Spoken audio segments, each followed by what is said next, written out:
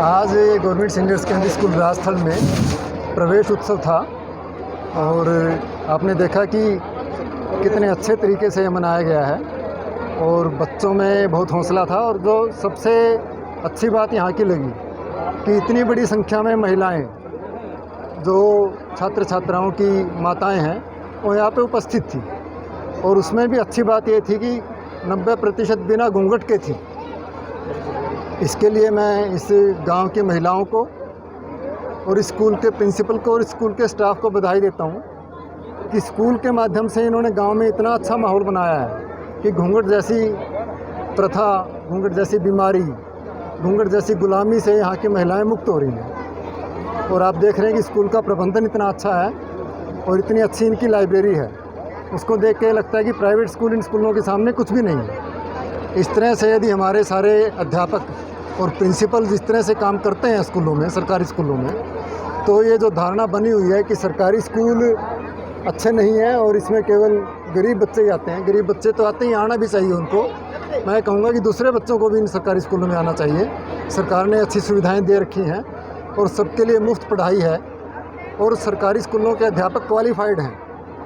Private school में तो कई बार बहुत कम योग्यता वाले अध्यापक होते हैं जो अच्छे तरीके से बच्चों का विकास नहीं कर पाते। सरकारी स्कूल में सब तरह की सुविधाएं हैं, पढ़े लिखे पूरी योग्यता के अध्यापक हैं, पूरा इंफ्रास्ट्रक्चर है, लाइब्रेरी है, खुले मैदान हैं। और जो एक अच्छी बात मुझे यहाँ देखने को मिली, यहाँ के प्रिंसिपल में और पूरे स्टाफ में अपने बच्चों के साथ, गांव के साथ लगाव है और अपने बच्चों की ज़िंदगी को बहुत संवारना चाहते हैं। इसके लिए मैं स्कूल को, प्रिंसिपल को, सारे स्टाफ को बधाई देता हूँ।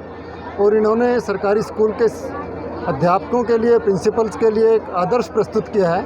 उम्मीद है कि हम इस आदर्श को आगे बढ़ाएंगे और हमारे सारे सरकारी स्कूल बच्चों को पढ़ाएंगे तो ही, बच्चों को अच्छे तरीके से पढ़ाएंगे, गांव की सामाजिक सांस्कृतिक गतिविधियों का केंद्र भी बनेंगे और गांव की जो बुराइयां उनको ख़त्म करने का केंद्र बनेंगे। कई बार क्योंकि सरकारी सिस्टम है, कई बार हो सकता है कि एक आध टीचर की वैकेंसी रह जाती है जो अध्यापक के हाथ में नहीं है। ये सिस्टम का सवाल है। सरकार टाइम पे कई बार हम भर्ती नहीं कर पाते तो कुछ स्कूलों में वैकेंसी रह जाती है, उस वजह से भी बच्चे प्राइवेट स्कूल में चले जाते हैं। लेकिन मैंने अब देखा है, कल मैं गिराए गांव में गया था, वहाँ पे भी कोई वैकेंसी रहेगी, यहाँ भी बता रहे थे कोई वैकेंसी है। तो टीचर्स मिल के कंट्रीब्यूट कर रहे हैं, गाँव के लोगों से कंट्रीब्यूशन ले रहे हैं और स्थानीय स्तर पर उस वैकेंसी को भर के बच्चों को पढ़ा रहे हैं।